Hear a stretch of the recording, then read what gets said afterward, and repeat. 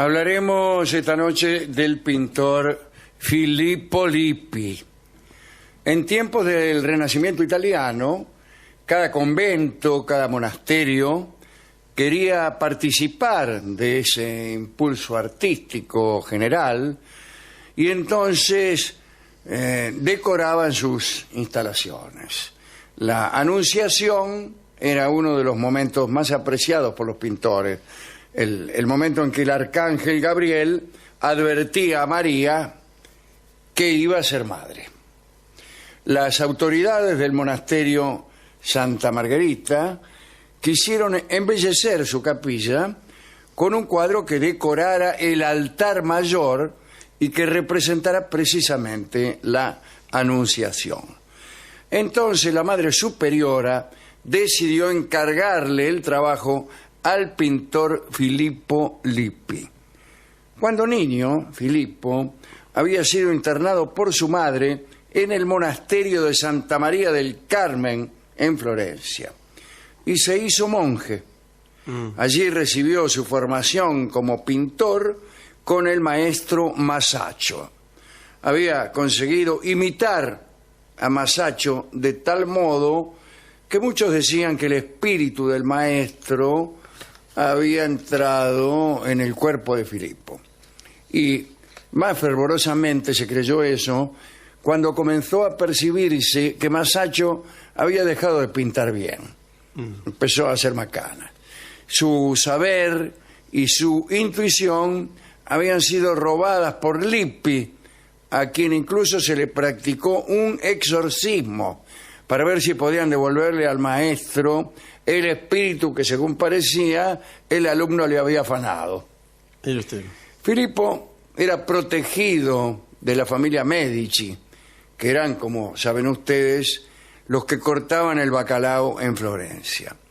Un cuadro ejecutado para el convento de San Ambrosio llamó la atención de los Medici, que le encargaron entonces varias obras para decorar su palacio. Otros grandes mercaderes encargaron también cosas a Lippi y su fama creció.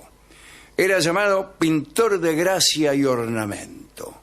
Su estilo recordaba al gótico en el uso de ondulaciones, figuras delicadas, colores brillantes. Pero cuando ya estaba a punto de pedirle el cuadro de la Anunciación, la Madre Superiora dudó. No es que dudara de que Filippo fuera un excelente pintor, pero la reputación de Filippo era deplorable. Se lo sabía, un tipo licencioso, bebedor, mujeriego, atorrante, compadrito, sinvergüenza. Todavía se recordaba una famosa huida que había protagonizado, parece, cuando pintaba para los Medici. Cosme de Medici lo había encerrado en el palacio a fin de forzarlo a trabajar, porque también tenía fama de haragán este ñato, ¿no? Y Lippi se escapó. Lo encontraron 3 días después, sucio, borracho, en brazos de unas prostitutas. Cuenta Vasari, el famoso biógrafo italiano que se especializaba en contar la vida de los pintores, bueno, la de Miguel Ángel, por ejemplo. Vasari cuenta que Lippi se gastaba todo su dinero en cuestiones de prostitutas. Antes del episodio que contamos, había vivido un momento terrible a los 17 años. Parece que estaba en un convento y había renunciado a los hábitos y junto con unos amigos había salido como marino en una expedición por el Mediterráneo y lo agarraron los piratas, lo agarraron. Lippi y sus compañeros fueron llevados, encadenados a Argel, allí donde había estado Cervantes, y permaneció como esclavo durante 18 años. ¿18 años? Sí, 18 meses, perdón. Ah, ya me parecía demasiado. Es demasiado. Parece que lo liberaron cuando pintó a un jefe berberisco al carbón. Estaba pensando en esto yo, cuando dije 18 años, en que hay algo raro aquí. los berberiscos eran musulmanes. No lo sé. Probablemente, sí, en esa... Sí, claro. Bueno, sí. Y entonces, ¿cómo le encargaban pinturas? No es de musulmán, que ellos deploran toda representación de la figura humana, ¿no? Me llama la atención. ¿Pintarían otra cosa? No, un retrato al tipo. Retratos de ellos mismos, sí. Ahora me voy a fijar si eran musulmanes o no, pero yo creo que sí. El retrato era extraordinario y entonces pasó a trabajar como retratista de otros jefes y luego lo liberaron en Nápoles y allí pasó a Florencia. Estoy pensando, perdón, una digresión mínima.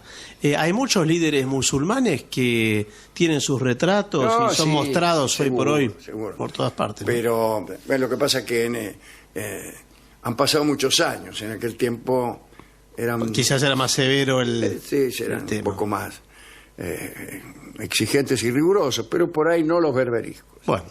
Volvamos al asunto del encargo.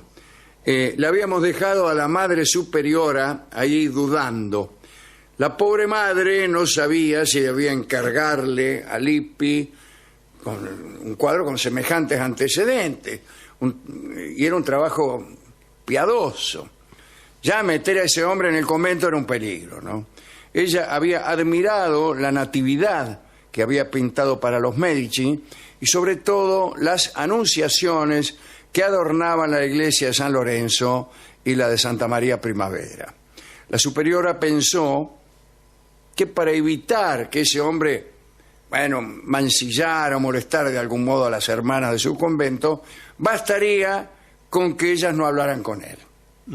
Y se hizo nomás el ofrecimiento. Filippo aceptó entusiasmado y enseguida empezaron los problemas. El pintor buscaba un rostro que identificara a la Virgen en el momento de la Anunciación y no lo encontraba. Quiero decir, una mujer que tuviera un rostro celestial, etcétera, etcétera. Pasaban las semanas, Filippo se desesperaba, la superiora se inquietaba y una mañana, mientras que justamente en el despacho de la madre superiora Filippo estaba diciendo que no había descubierto todavía su modelo, entró una monjita joven. Filippo la vio y quedó fascinado. Se enamoró en ese mismo instante. Filippo se volvió hacia la superiora y le dijo: es ella. Y comprendió Filippo que mostrar su emoción tal vez le impidiera volver a verla. Y entonces ocultó su exaltación de hombre bajo la exaltación del artista. Claro. Entonces la superiora no percibió la emoción masculina de Filippo.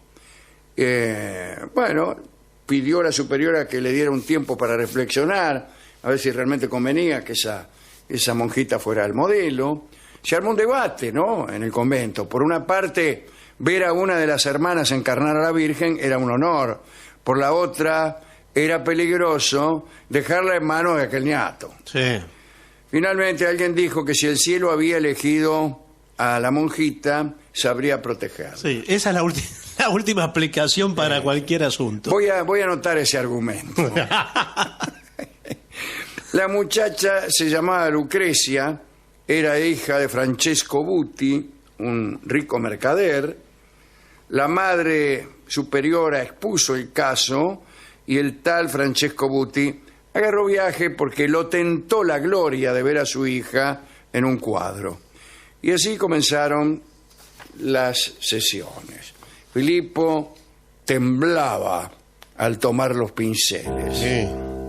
Ella, que ignoraba todo acerca de los hombres, sentía una extraña turbación frente a él. La están mirando de una forma... Parece que Filippo era buen mozo y tenía su encanto, ¿no?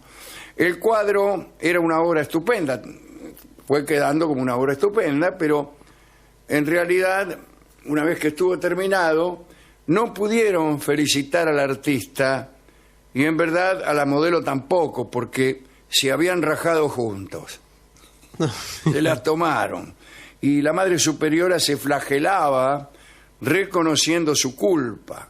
El abominable Filippo Lippi había raptado a Lucrecia. Bueno, pero así lo había querido Dios. El cielo también, el cielo, claro, ya está. ¿Qué culpa tenía ella? El acontecimiento se supo en toda Florencia. Entonces empezaron a clamar por la excomunión y por la hoguera. Sí. Toda búsqueda fue vana. Los Medici estaban muy disgustados porque la infamia de su protegido los salpicaba de algún modo. Peor aún, a fin de congraciarse con el rey Alfonso de Nápoles, cuya alianza buscaban, los Medici le habían obsequiado un tríptico pintado justamente por Filippo, que ahora aparecía como un delincuente, ¿no?